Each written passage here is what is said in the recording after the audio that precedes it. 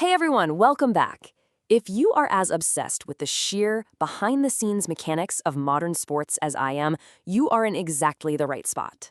Today, we're going to completely demystify the astronomical and, let's be totally honest, often deeply confusing price tags in European football. We see the headlines every single summer, right? Clubs throwing around sums that could literally fund a small space program. But how much of that money is actually grounded in reality? Well, let's find out. Okay, so here's our game plan for today's explainer. We're going to hit the football inflation shock, betting big on teenagers, introducing the reasonableness score, Premier League versus Bundesliga, and wrap it up with strikers versus consistent wingers. All right, kicking things off with Section 1, the football inflation shock, reevaluating history. We're going to start with a bit of a reality check by looking at historical transfer fees, but we're shifting our perspective by adjusting them for modern inflation using the Totally Money Transfer Index. So let me throw a quick question at you right out of the gate. Who do you think is the most expensive football transfer ever? Actually, take a second and think about it. Modern fans might immediately jump to a recent mega deal. You're probably picturing some massive oil-backed super club dropping €250 million just a few years ago, aren't you? Well, prepare to have your mind blown. This staggering number, over £209 million, is the inflation-adjusted equivalent of Gianluca Vialli's 1992 transfer from Sampdoria to Juventus. That original fee was just £14.85 million back in the early 90s. We have to remember that football inflation is totally different from regular economic inflation. The absolute explosion of broadcasting money and global commercial revenue over the last few decades has drastically altered what clubs can realistically pay, which makes understanding this historical context absolutely vital. When we actually lay this out side by side, it's pretty wild. The data proves that technically, Vialli's move holds more economic weight in today's money than Neymar's world record transfer to Paris Saint-Germain, which adjusts to a relatively modest £202 million. It's even higher than Cristiano Ronaldo's famous move to Real Madrid, sitting at £195 million today. This massive perspective shift fundamentally changes how we view supposedly record-breaking modern investments. History shows us the big money has literally always been there. It's just scaled a bit differently now. Moving right along to Section 2, betting big on teenagers, the speculation game. Let's see how this intense historical inflation has led modern clubs to essentially play a high-stakes speculation game, gambling record-breaking sums on totally unproven teenagers. Looking at data from football transfers, we can highlight some genuinely massive fees paid for teenagers recently. Kylian Mbappé for €180 million, João Felix for €127.2 million, Matthias de Ligt for €85.5 million. Take a moment and really ask yourself, if you were running any other kind of business, would you casually drop well over €100 million on an unproven asset with only a couple of years of professional experience? In the corporate world, that might be considered straight-up malpractice. Yet, in modern football, it's basically just a regular summer tradition.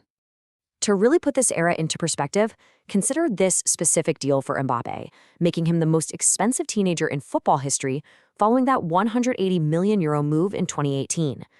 This deal, which originally started as a loan before an absolutely massive obligation to buy clause kicked in, truly represents the peak Wild West of football speculation. Clubs are often so terrified of missing out on the next generational talent that they're perfectly willing to leverage their entire financial futures on a teenager's potential. So if you're a fan watching your club spend these arbitrary, massive sums driven entirely by hype, potential, and frankly a whole lot of panic, you really gotta wonder, is there an objective way to actually measure if these incredible financial gambles ever actually pay off on the pitch? We have a desperate need to figure out if these extreme transfer fees are, actually reasonable. Which brings us to Section 3, introducing the reasonableness score, speculation versus science. To completely solve this mystery, we're going to sharply pivot away from sports media hype and dive straight into rigorous academic research. The solution comes to us from a brand new 2025 bachelor's thesis out of Aalto University's International Business Program by researcher Oskari Kwakinen. This fascinating paper created a highly specific, purely data-driven method designed exclusively to assess the transfer fees of attacking forwards who cost their new clubs over €20 million. The absolute core of this research is a new metric called the TFRS, or the Transfer Fee Reasonableness Score. Basically, it's a custom, data-driven metric that assesses a transfer's ultimate value based on a player's actual on-pitch output combined with their long-term financial return. And why is a custom metric like this so necessary? Because up until now, fans and pundits really only had basic counting stats or completely subjective opinions to rely on.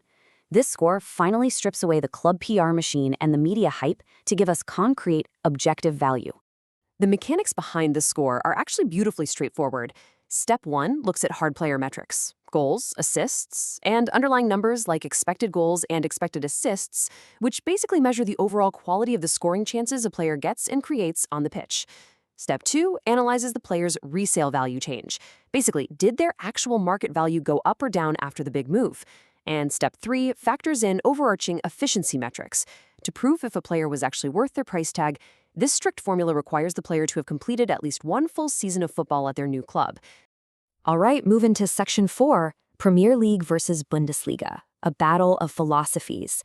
Let's see what happens when we apply this incredibly revealing score across Europe's top 5 leagues, specifically looking at the post-pandemic period between 2019 and 2023.